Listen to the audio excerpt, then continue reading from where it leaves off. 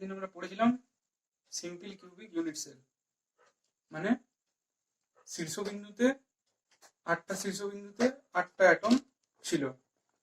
আজকে আমাদের বিষয় হচ্ছে face centre cubic unit cell, মানে পৃষ্ঠকেন্দ্রিক একক কোষ। তো আগের দিন যেমন আমরা সিম্পল কিউবিক ইউনিট সেলের ক্ষেত্রে প্যাকিং এফিসিয়েন্সি বার করেছিলাম, রেডিয়াস বার করেছিলাম, তারপরে বার করেছিলাম আমাদের কোঅর্ডিনেশন নাম্বার, তেমনি আজকে আমরা বার করবো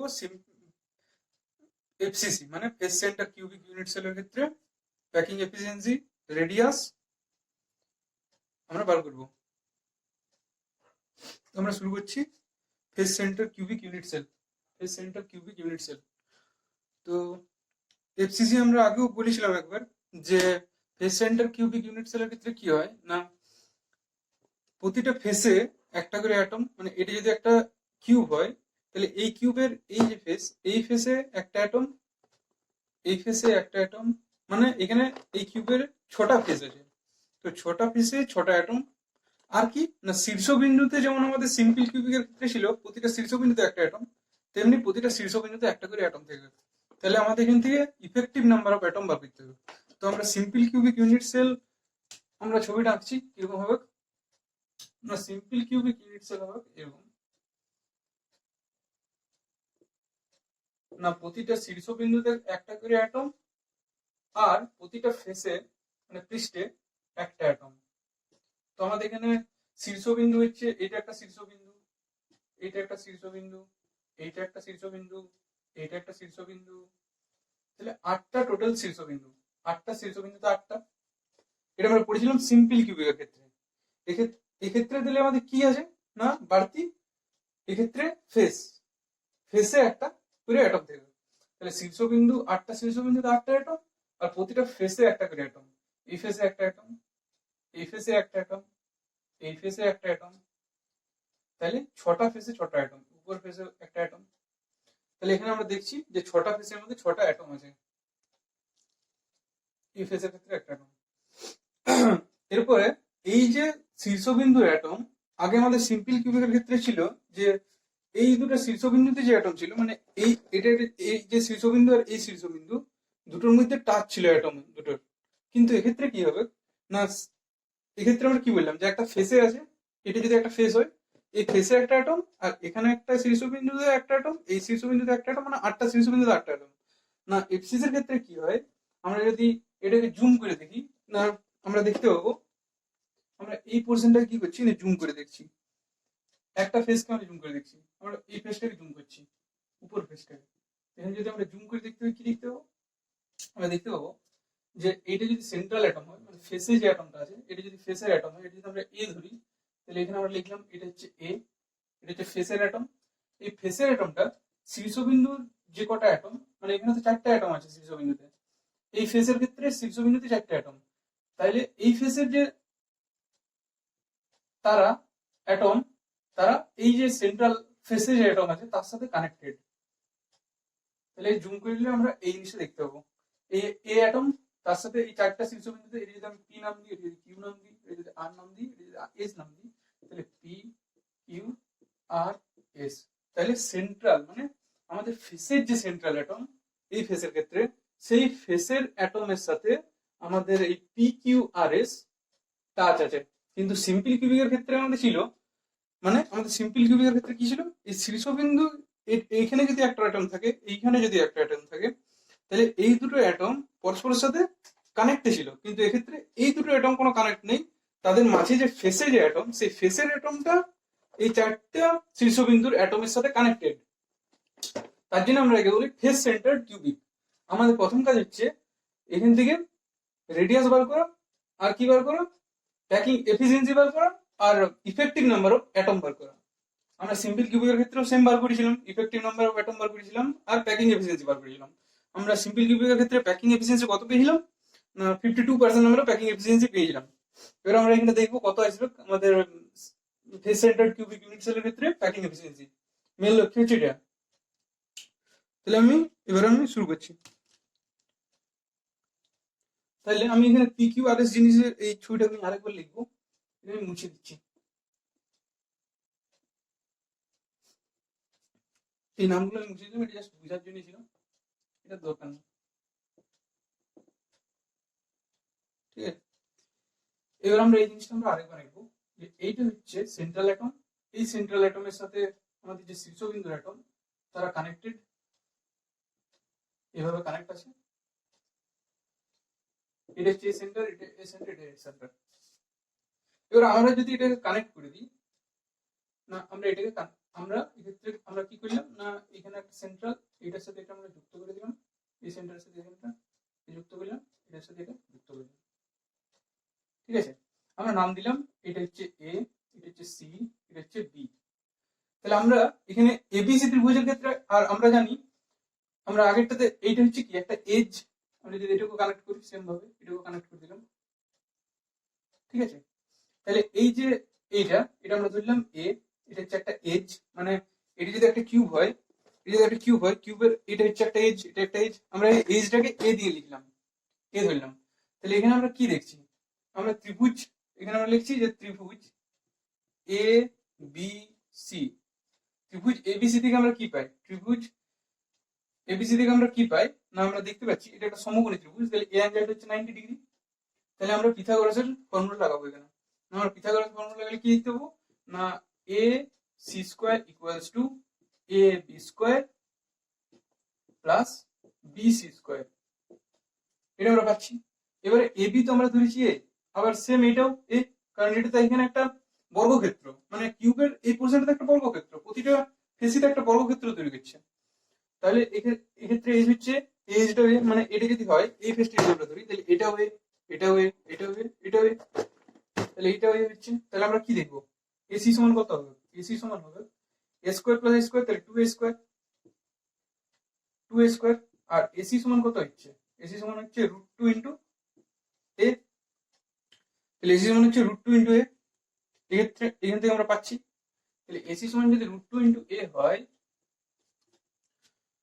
আর এখানে এসি এসি সমান কত না, এইখান থেকে এটার ডিসটেন্স কত না স্মল আর, এইখান থেকে এটার ডিসটেন্স কত, এই অ্যাটমের ক্ষেত্রে এটার ডিসটেন্স আর, দুটোতে রেডিয়াস, আর এইটা পুরো অ্যাটম মানে 2r, এটা হচ্ছে 2 ইন্টু আর, তাহলে 2r প্লাস আর প্লাস আর, তাহলে 2r প্লাস, তাহলে এসি সমান কত দাঁড়াচ্ছে, এই 2r প্লাস আর প্লাস আর।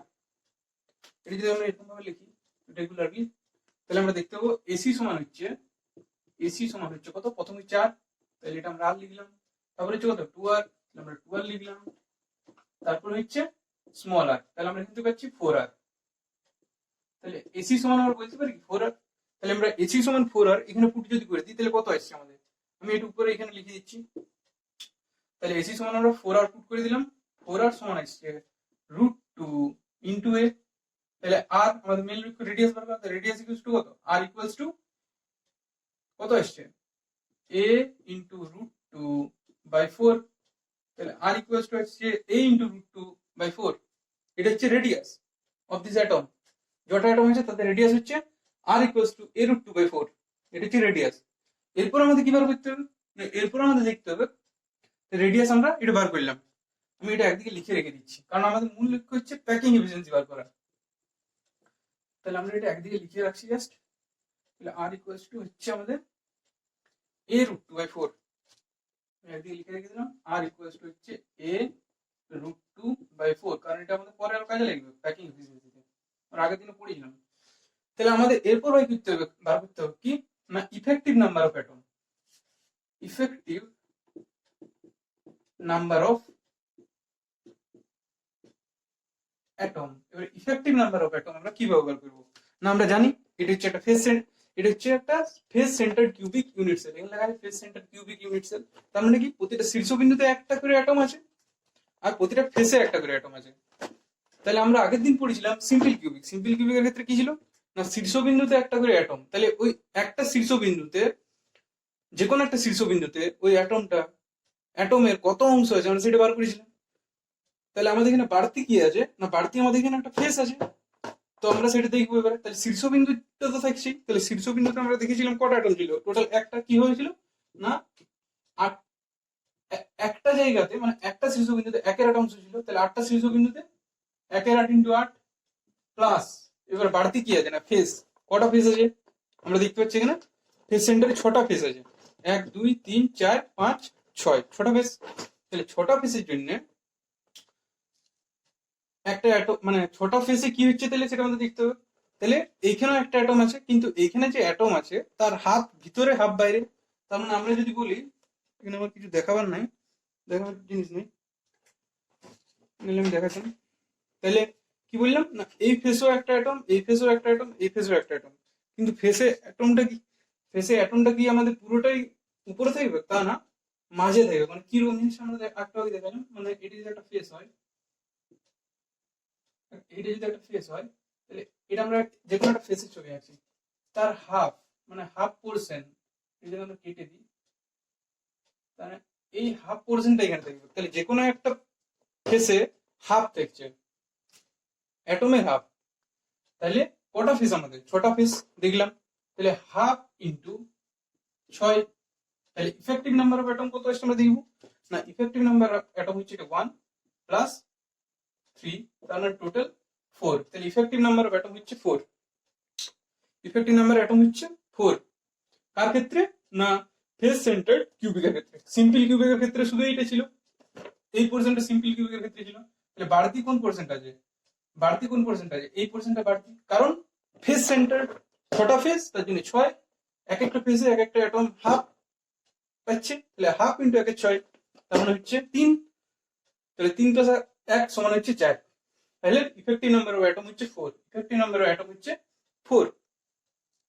এরপর আমরা আসছি যে আমাদের কি প্যাকিং এফিসিয়েন্সি বার করবো না। প্যাকিং এফিসিয়েন্সি আমরা আগের দিন পড়েছিলাম, যে প্যাকিং এফিসিয়েন্সি জিনিসটা কি, এটা আমরা মুছে দিই, নাহলে প্যাকিং এফিসিয়েন্সি ক্যালকুলেশনটা করা যাবে না। তাহলে আমরা লিখবো উপরে, ইফেক্টিভ নাম্বার অফ অ্যাটম হচ্ছে কত? ইফেক্টিভ নাম্বার অফ অ্যাটম হচ্ছে ফেস সেন্টার বা এফসিসি ক্ষেত্রে ইফেক্টিভ নাম্বার অফ অ্যাটম হচ্ছে 4। ঠিক আছে, এবার আমরা বার করবো প্যাকিং এফিসিয়েন্সি। প্যাকিং এফিসিয়েন্সি কি জিনিস না, ভলিউম অকুপাইড বাই স্পেয়ার। তো আমরা ছবিটা একটু ছোট করে লিখে দিচ্ছি, volume occupied by the sphere, মানে এটা হচ্ছে ফেস,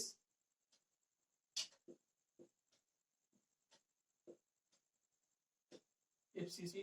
প্রতিটা ফেসে একটা করে অ্যাটম আছে, এই ফেসে অ্যাটম আছে, প্রতিটা ফেসে হলো শীর্ষবিন্দুতে অ্যাটম আছে, একটা করে 8টা শীর্ষবিন্দুতে। আমরা এখানে পুরোটা আঁকছি না, এখানে একটা ফেস, তাহলে প্রতিটা ফেসে একটা করে অ্যাটম আছে, আর ভিতরের ফেসে আর একটা অ্যাটম আছে। তাহলে 6টা ফেসে 6টা অ্যাটম আছে, আর এখানে শীর্ষবিন্দুতে 8টা অ্যাটম আছে। তাহলে প্যাকিং এফিসিয়েন্সি আমরা কিভাবে বার করবো না, volume occupied by the sphere. তাহলে volume occupied by the sphere কত হচ্ছে, এখানে ভলিউম মানে কত, 4/3 into pi into r cube. এখানে আর লিখে রেখেছি, আর পরে পুট করবে, আমি দেখাচ্ছি। আর কি না, volume occupied by the sphere, এটা কটা স্পেয়ার ছিল, মানে ইফেক্টিভ নাম্বার অফ অ্যাটম কত, 4টা স্পেয়ার তৈরি করেছিল টোটাল। তাহলে 4 ইন্টু এটা divided by volume of the unit cell. তাহলে এটি যদি একটা ইউনিট সেল হয়, তাহলে এটা তো একটা ঘনক বা কিউব।